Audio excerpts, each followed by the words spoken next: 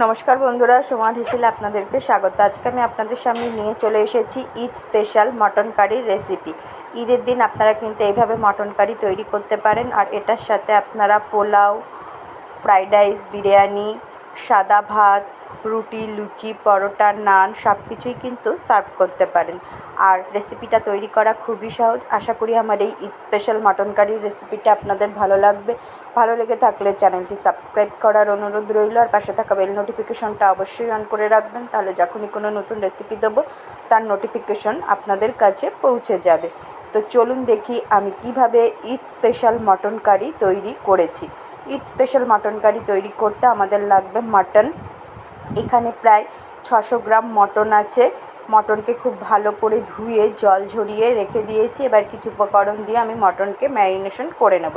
তার জন্য প্রথমেই দেব আমি 1 টেবিল স্পুন রসুন বাটা, আর দেব 1 টেবিল স্পুন আদা কাঁচা লঙ্কার পেস্ট, আর দেব হলুদ গুঁড়ো, শুকনো লঙ্কার গুঁড়ো, নুন, আর 3 টেবিল চামচ টক দইকে আমি খুব ভালো করে ফেটিয়ে রেখেছিলাম, সেই ফেটিয়ে রাখা টক দইটা দিলাম।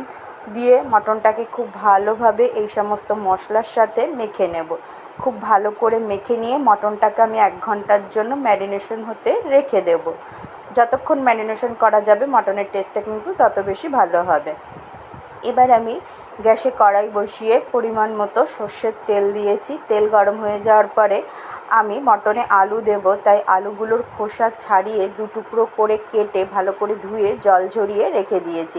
এবার আমি গরম তেলে আলুগুলো দিয়ে দিলাম, আর আলুগুলো ভাজার সময় আমি একটু সামান্য নুন দিয়ে আলুগুলোকে হালকা লাল করে ভেজে তুলে নেব। আমার তো মটনে বড় বড় আলু খেতে বেশ লাগে। আপনাদের কেমন লাগে সেটা অবশ্যই কিন্তু আমাকে কমেন্ট করে জানাবেন। আমার আলুগুলো লাল করে ভাজা হয়ে গেছে। এবার আমি আলুগুলোকে তেল ঝরিয়ে তুলে নিয়েছি। এবার ওই তেলেই আমি ফোড়ন দেব কয়েকটা তেজপাতা, আর দেব গোটা গরম মশলা, ছোটো এলাচ, দারচিনি আর লবঙ্গ।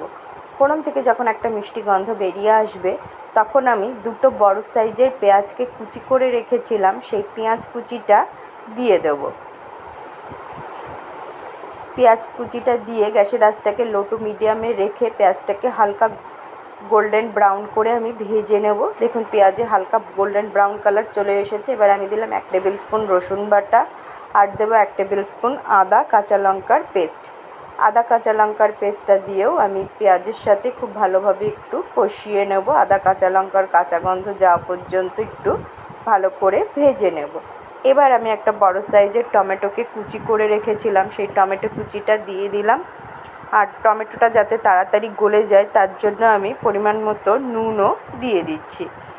দিয়ে খুব ভালোভাবে আমি মশলাটাকে কষিয়ে নেব। যতক্ষণ না টমেটোটা গলে যায় ততক্ষণ পর্যন্ত আমাদের একটু ভালো করে ভেজে নিতে হবে। দেখুন টমেটোটা প্রায় গলে গেছে। এবার আমি দেবো 1 টেবিল স্পুন কাশ্মীরি শুকনো লঙ্কার গুঁড়ো। এতে দারুণ সুন্দর একটা কালার হবে, ঝাল কিন্তু হবে না। কাশ্মীরি শুকনো লঙ্কার গুঁড়োটা দিয়েও আমি খুব ভালোভাবে একটু কষিয়ে নিচ্ছি। দেখুন মশলা থেকে তেল উপরে উঠে এসেছে। এবার আমি দেব ম্যারিনেশন করা মটনের পিসগুলো। গ্যাসের আঁচটাকে লো টু মিডিয়ামে রেখে মটনটাকে খুব ভালো মতো আমি একটু কষিয়ে নেব। মটন যত ভালো করে কষানো হবে রান্নার টেস্টটা কিন্তু তত বেশি ভালো হবে, তাই মটন কষানোর কাজটা কিন্তু আমাদের একটু ভালো করে করতে হবে। দেখুন মটন থেকে আস্তে আস্তে তেল ছাড়তে শুরু করে দিয়েছে। মটনটা আস্তে আস্তে কষতে থাকুক, এরই ফাঁকে আমি একটা মশলা তৈরি করে নিই। গ্যাসের আঁচটা কিন্তু লো টু মিডিয়ামেই রেখেছি। আমি ইন্ডাকশনে একটা ফ্রাই প্যান বসিয়ে দিয়েছি। ফ্রাই প্যানটা গরম হয়ে যাওয়ার পরে আমি ইন্ডাকশনটা বন্ধ করে দেবো। এবার আমি একটা মশলা তৈরি করে নেব। তার জন্য এখানে আছে গোটা ধনে, গোটা জিরে, গোটা মৌরি আর গোলমরিচ। 1 টেবিল স্পুন আছে গোলমরিচ, আর 2 টেবিল স্পুন করে আছে জিরে, ধনে আর মৌরি। এবার এগুলোকে আমি হালকা করে একটু ড্রাই রোস্ট করে নেব। মশলা যেন পুড়ে না যায় সেদিকে আমাদের একটু খেয়াল রাখতে হবে। মশলাতে একটা সোনালি কালার আসলেই আমাদের কিন্তু মশলাটা ফ্রাই করা হয়ে যাবে। দেখুন মশলাতে কিন্তু আমার একটা প্রায় সোনালি কালার চলেই এসেছে। খুব বেশি কিন্তু ভাজা যাবে না, তাহলে কিন্তু মশলার ফ্লেভারগুলো চলে যাবে আমার কিন্তু। সেই জন্যেই আপনারা গ্যাস হোক বা ইন্ডাকশন পাত্রটা গরম করে নেওয়ার পরে বন্ধ করে দিয়েই মশলাগুলো ভেজে নেবেন, তাহলে কিন্তু মশলার গন্ধটা খুব ভালো থাকবে। দেখুন আমার গোটা মশলাগুলো খুব ভালো করে ভাজা হয়ে গেছে, একটা সোনালি কালার চলে এসেছে। এবার মশলাগুলোকে ঠান্ডা করে আমি মিক্সির জারের মধ্যে দিয়ে একটা ফাইন পাউডার তৈরি করে নেব। দেখুন আমার ফাইন পাউডার তৈরি করা হয়ে গেছে। এদিকে মটনটাও অনেকটা কষানো হয়ে গেছে। এতে আমি 2 টেবিল চামচ সেই মশলার গুঁড়োটা দিয়ে দেব। এই মশলার গুঁড়োটা দিলে তবেই কিন্তু মটনের টেস্টটা খুব ভালো হবে। আপনারা কিন্তু এইভাবে একদিন মটন কারি তৈরি করে দেখতে পারেন।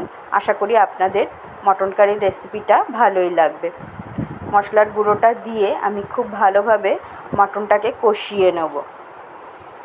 গ্যাসের আঁচটাকে লো টু মিডিয়ামে রেখে আমি কড়াইটাকে ঢেকে রাখবো 10 মিনিটের মতো। 10 মিনিট বাদে ঢাকনাটা সরিয়ে নিচ্ছি। দেখুন মটন থেকে কতটা তেল উপরে উঠে এসেছে, আর মটনটা কিন্তু আমাদের খুব ভালো মতো কষানোও হয়ে গেছে।